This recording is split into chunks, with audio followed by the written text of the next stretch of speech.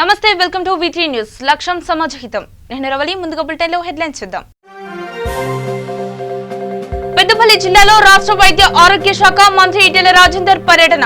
ఆరోగ్యంపై ప్రభుత్వం ప్రత్యేక శ్రద్ధ చూపెడుతోందన్న ఈటెల రాజేందర్.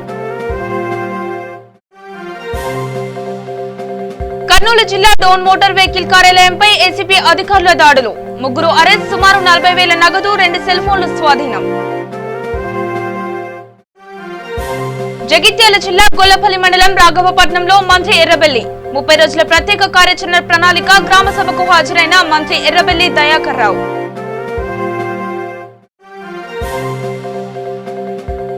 జోగులాంబ గద్వాల్ జిల్లాలో ఘోర రోడ్డు ప్రమాదం. ఎదురెదురుగా వస్తున్న 2 లారీలు ఢీ, 2 మృతి.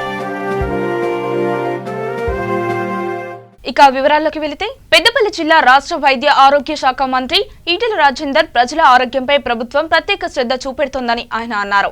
ఈ సందర్భంగా ఈటెల రాజేందర్ మాట్లాడుతూ, గత 4 రోజులుగా తాను సూర్యాపేట నుంచి ప్రారంభించి మొత్తం 13 జిల్లాల మేర పర్యటించానని, బయట ప్రపంచంలో ఉన్న స్థాయిలో ప్రజలు అనారోగ్య పాలు కావడం లేదని అన్నారు. ప్రస్తుతం ఆసుపత్రులలో ఉన్న వారిలో చాలా మంది వాతావరణం మారడం వల్లే సీజనల్ వ్యాధులతో బాధపడుతున్న వారే 99% ఉన్నారని మంత్రి తెలిపారు.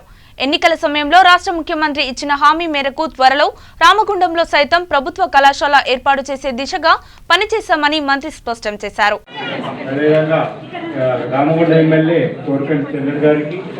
తర్వాత ఐడీసీ చైర్మన్ శంకరెడ్డి సార్ గారికి, గ్రంథాలయ చైర్మన్ రఘువీర్ సింగ్ గారికి, మరి జెడ్పీటీసీ సంధ్యారాణి గారికి, ఎంపీపీ గారికి, మా యొక్క జాయింట్ కమిషనర్ వైద్యపతి అశోక్ గారికి, అందరికీ ఈ యొక్క రివ్యూ మీటింగ్ సందర్భంగా ఇచ్చేసినందుకు మనస్ఫూర్తిగా స్వాగతం సుస్వాగతం పలుకుతున్నాను. తర్వాత ఈ యొక్క కార్యక్రమాన్ని గౌరవ పార్లమెంట్ సభ్యులు వెంకటేశ్వర గారు, గౌరవ జిల్లా పరిషత్ చైర్మన్ మధు గారు, సహచర గౌరవ శాసనసభ్యులు మనోహరెడ్డి గారు, చందర్ గారు, ఐటీసీ చైర్మన్ శంకర్, డాక్టర్లకి, వైద్య ఆరోగ్య శాఖలో పనిచేస్తుంటే ఇతర ఉద్యోగులకి, ప్రస్తుతానికి నమస్కారం. ఇక్కడ విధులు పెట్టుకున్నాం. 11 గంటలకు కరీంనగర్లో మరొక కార్యక్రమం వల్ల కొన్ని ప్రభుత్వపరమైన ఇన్స్ట్రక్షన్స్ ఇచ్చి దాన్ని అమలు చేయించడం కోసం ఇవాళ మీకు ఆ సూచనలు సలహాలు ఇవ్వాలని చెప్పి మేము భావించాం. గత 4 రోజులుగా సూర్యాపేటలో మొదలై ఖమ్మం, కొత్తగూడెం, భద్రాచలం, మానకోట, వరంగల్ లాంటి ప్రాంతాలలో ఏ విష జ్వరాల గురించి అయితే నిత్యం పేపర్ రాస్తున్నాయో, ఏ విష జ్వరాల గురించి అయితే పార్టీలు కానీ నాయకులు మాట్లాడుతుండ్రో, అసలు ఏముంది కింద ప్లేస్లో, దాని తీవ్రత ఎంత అని చెప్పి దాదాపు 11-12 జిల్లాలలో గత 4 రోజులుగా మేము తిరిగేస్తా ఉన్నాం. వాస్తవంగా జిల్లాలకు పోతున్నప్పుడు, హాస్పిటల్ తిరుగుతున్నప్పుడు వచ్చే లోపల కూర్చోబెట్టుకున్నాం.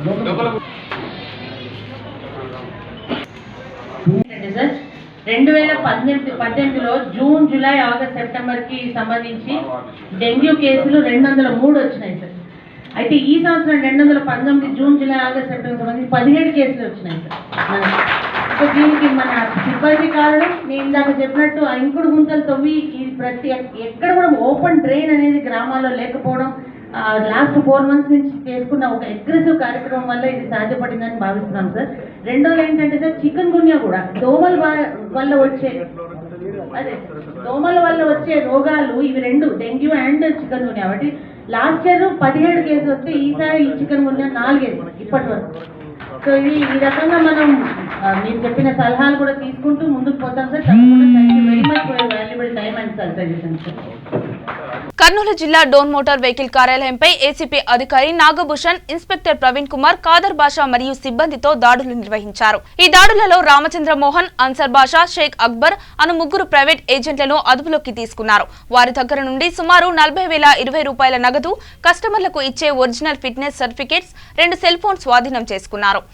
ప్రైవేట్ ట్రాన్స్పోర్ట్ ఏజెంట్లను కార్యాలయంలో ఏర్పరచుకుని కస్టమర్ల నుండి కట్టించుకోవాల్సిన సొమ్ముకు అదనంగా నిబంధనలకు విరుద్ధంగా వసూళ్లకు పాల్పడుతున్నారని, బాధితుల సమాచారం మేరకు దాడులు నిర్వహించామని ఏసీపీ డీఎస్పీ నాగభూషణం తెలిపారు.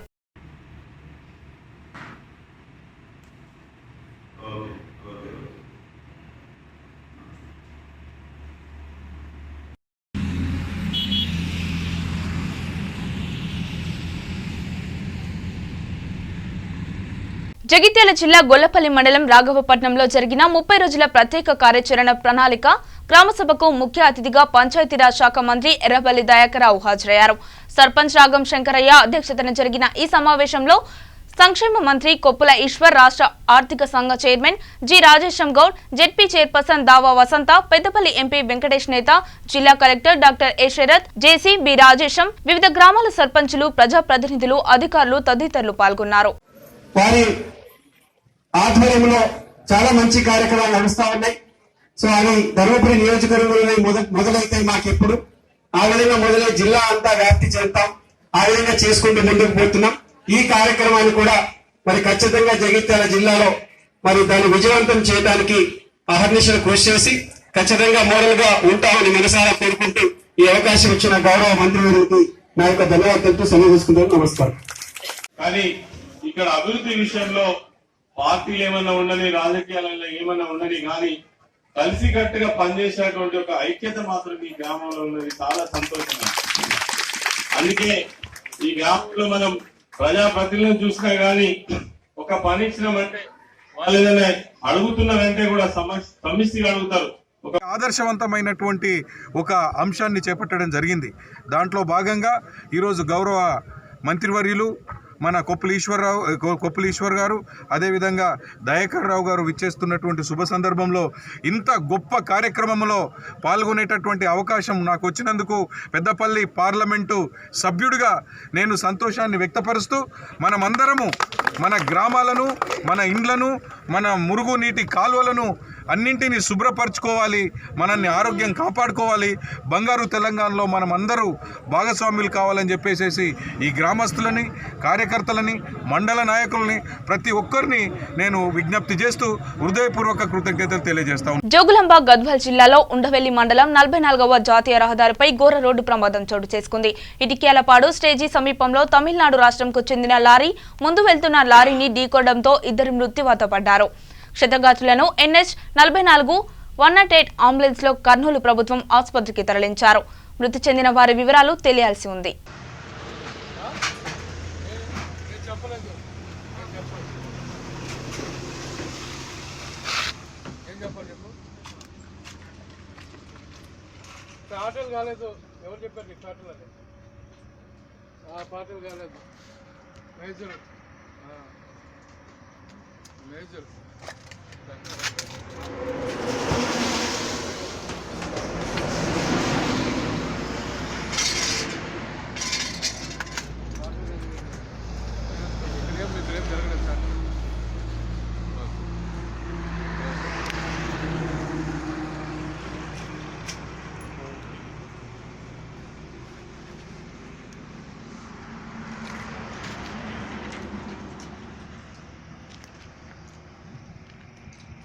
స్టాండ్ తీసుకున్నాం.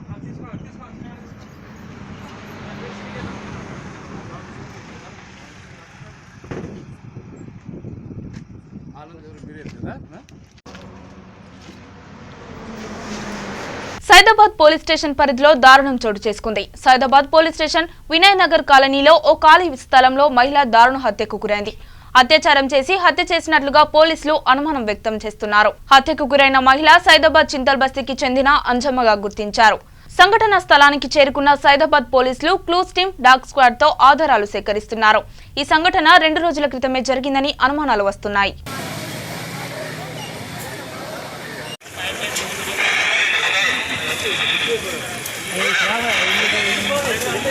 Hey,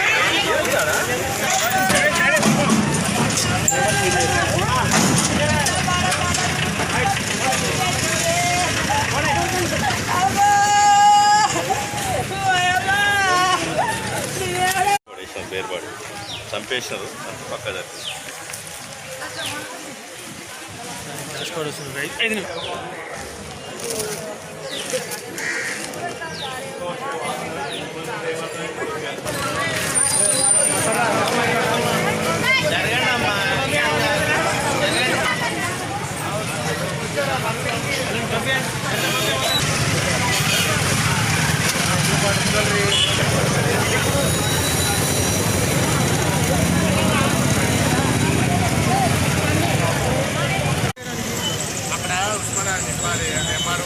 తీసుకెళ్ళండి, ఇద్దరు తీసుకెళ్ళి.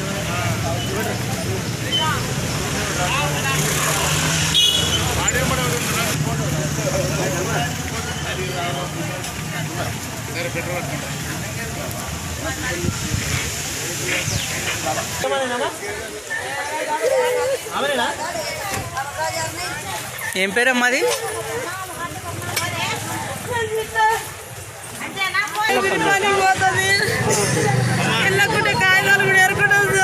ఎంత రోజుని కనిపించలే? ఎంత రోజుని? ఎన్ని రోజులని కనిపించలే? ఏం పేరు అమ్మది? అంజమ్మ. ఏ ఊరమ్మ అది?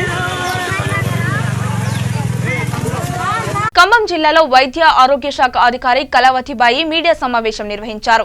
డెంగ్యూ కేసులు నమోదయ్యాయి, కానీ డెంగ్యూ కేసుతో ఒక్కరు కూడా మృతి చెందలేదు. డెంగ్యూ కేసును ప్రభుత్వ ఆసుపత్రిలో మాత్రమే నిర్ధారిస్తారు.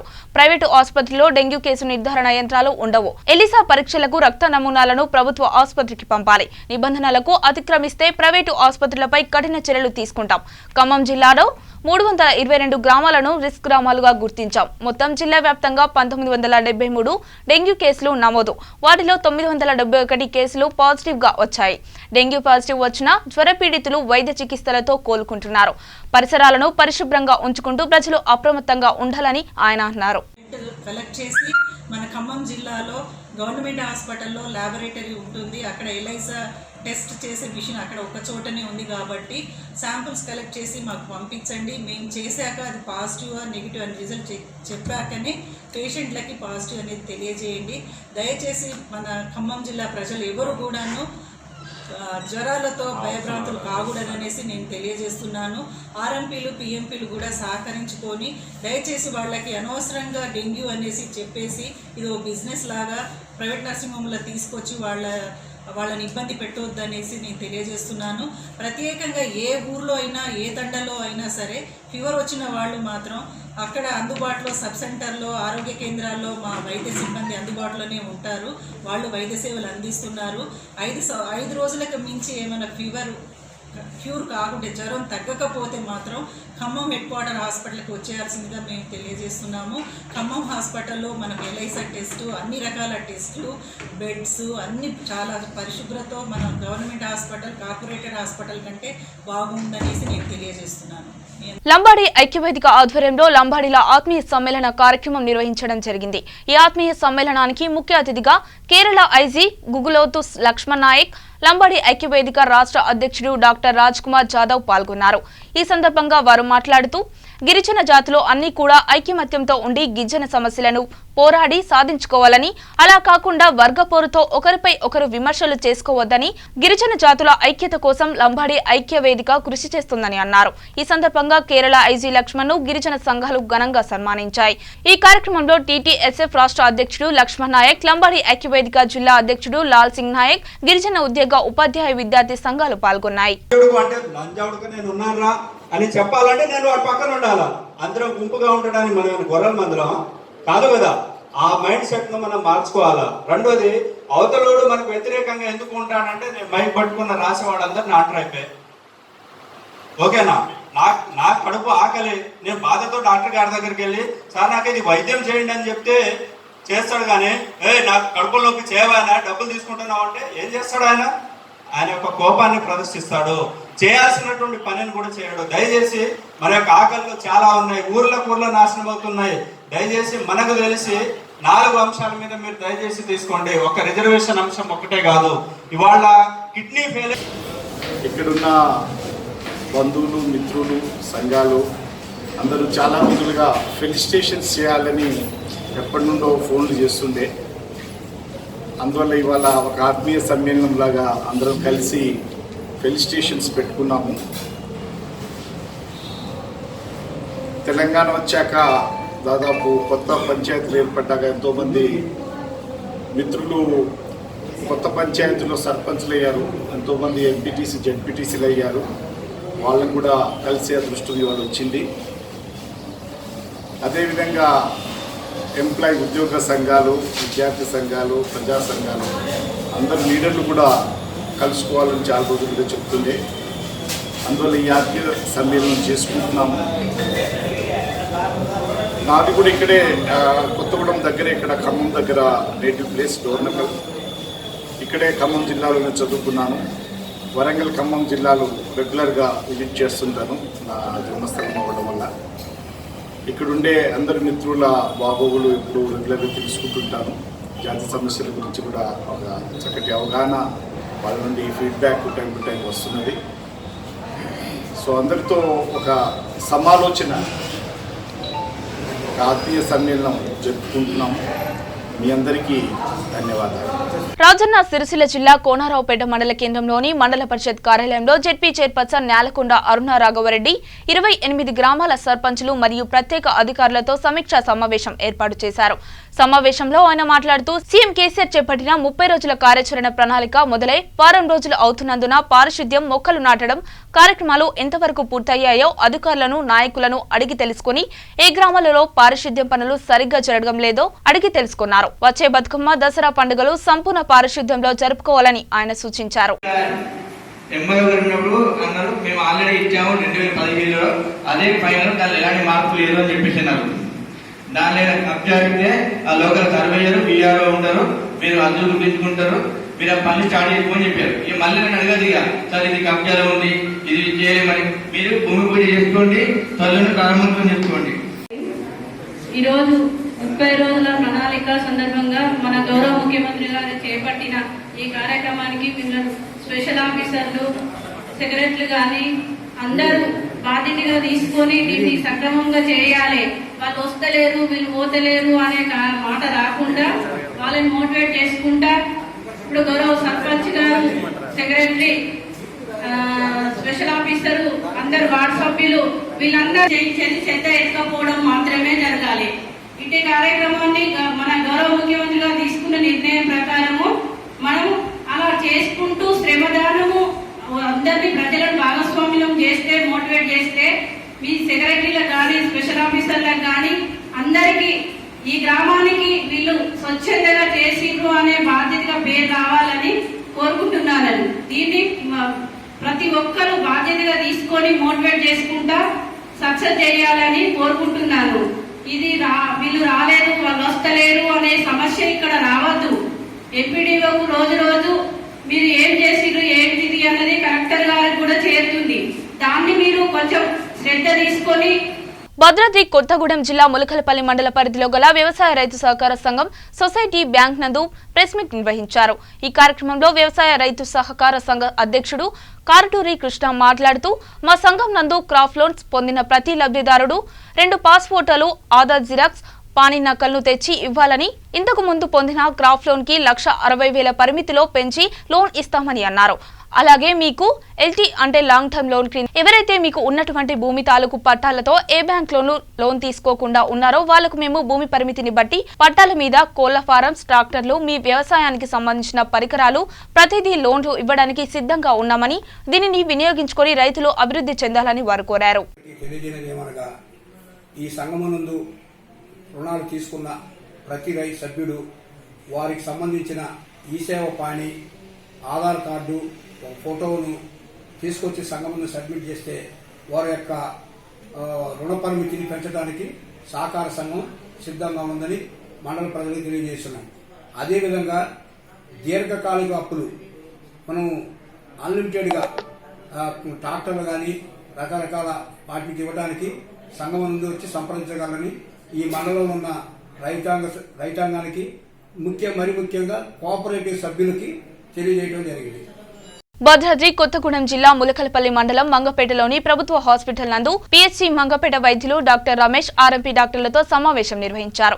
అనంతరం మీడియాతో మాట్లాడుతూ, ఇప్పుడున్నటువంటి సీజన్ల వల్ల ప్రతి చోట జ్వరాలు ఎక్కువగా వస్తున్నాయని, అన్ని జ్వరాలు డెంగీ జ్వరాలు కాదని మేము ప్రతి చోట క్యాంపులు కండక్ట్ చేస్తున్నామని, జ్వరాలకు భయపడవద్దని, భయపడి ఆర్ఎంపీ డాక్టర్ల దగ్గరకు వెళ్లవద్దని, వాళ్ళు భయపెట్టి వైద్యం చేస్తున్నారని, డెంగీ జ్వర నిర్ధారణ చేసే అధికారం ఆర్ఎంపీ డాక్టర్ కి లేదని, దీనిని గమనించిన ప్రజలందరూ మెరుగైన వైద్యం కోసం మా గవర్నమెంట్ హాస్పిటల్ కి రాగలరని, ఇక్కడ అన్ని టెస్టులు అన్ని సదుపాయాలతో కూడిన వైద్యం లభిస్తోందని, దీనిని సద్వినియోగం చేసుకోవాల్సిందిగా కోరారు. మంగపేట పిఎస్సిలో వైద్యుడిగా పనిచేస్తున్నాను. ఇప్పుడు ఉన్న సీజన్ల ప్రకారం సీజనల్ డిసీజ్ ఫీవర్స్ చాలా ఎక్కువగా వస్తున్నాయి. అన్ని విలేజెస్లో చాలా ఎక్కువగా వస్తున్నాయి. మేము ప్రతి చోట కూడా క్యాంపులు పెట్టడం జరుగుతుంది.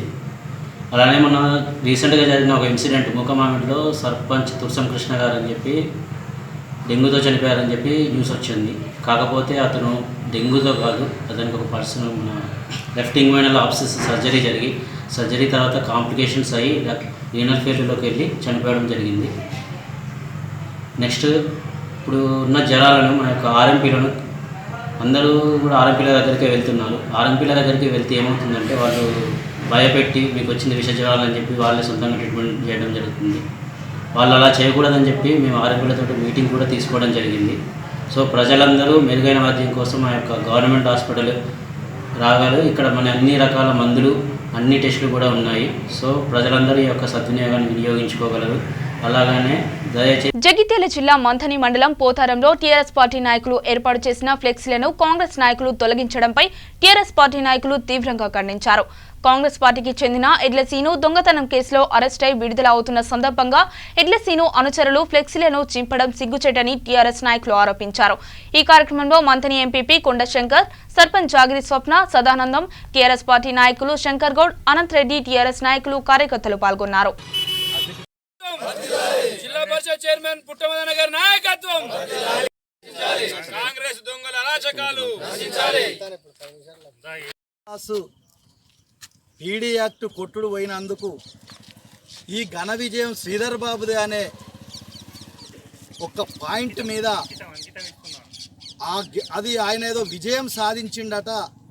ఆ విజయం శ్రీధర్ బాబుకే అంకితం అనే ఒక వాక్యాలు గట్టు వామన్ రావు అనే నకిలీ లాయర్ సోషల్ మీడియాలో ప్రచారం చేయడం జరిగింది. సూటిగా అడుగుతున్న మాకు సమాధానం శ్రీధర్ బాబు చెప్పాలి. శ్రీధర్ బాబు గారు, నీ అనుచరులు చేస్తున్నటువంటిది ఎంతవరకు వాస్తవం? ఒకవైపు నకిలీ లాయరు, ఒకవైపు చీటరు, ఒకవైపు స్మగ్లర్లు, ఇంతమంది ముఠా నాయకునిగా నిన్ను కొలుస్తున్నారంటే నీ వాటా ఏంది? నీ యొక్క వారితో ఉన్న సత్సంబంధం ఏందనేది నేను శ్రీధర్ బాబు గారిని ప్రశ్నిస్తున్నా. నారాయణపేట జిల్లా నార్వా మండలంలోని ఉందేకోట్ గ్రామానికి చెందిన మ్యాతరి చింతలయ్య అనే వ్యక్తి 10వ తరగతి వరకు చదివి ఇంటి దగ్గరే ఉంటూ పొలము పనులకు వెళ్లమని తన తల్లి, అన్న మందలించారు. దీంతో మనస్తాపం చెంది లేదా మరే ఇతర కారణం చేతనో గ్రామ శివారులో ఉన్న బావిలో దూకి ఆత్మహత్య చేసుకున్నాడు. అటుగా వెళుతున్న గ్రామస్తులు బావిలో చూసి అతని కుటుంబ సభ్యులకు సమాచారం అందించగా పోలీసులు వారు వెళ్లి చూసి శవాన్ని బయటకు తీశారు. మృతునికి ఇంకా పెళ్లి కాలేదు. 1 సంవత్సరం క్రితం తండ్రి చనిపోయాడు. మృతుని తల్లి పద్మమ్మ ఫిర్యాదు మేరకు కేసు నమోదు చేసి దర్యాప్తు చేస్తున్నారు పోలీసులు.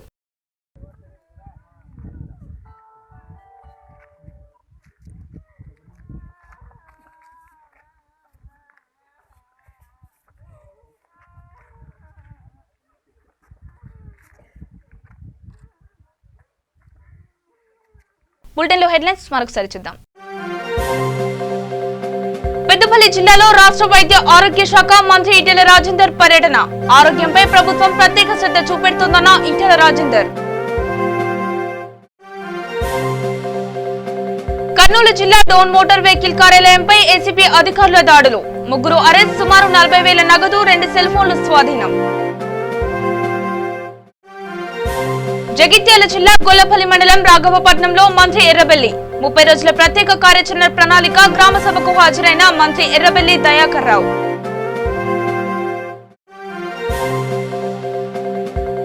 జోగులాంబ గద్వాల్ జిల్లాలో ఘోర రోడ్డు ప్రమాదం. ఎదురెదురుగా వస్తున్న 2 లారీలు ఢీ, 2 మృతి. ఇవి బులెటిన్ అప్డేట్స్. మరిన్ని అప్డేట్స్ కోసం చూస్తూనే ఉండండి VT న్యూస్.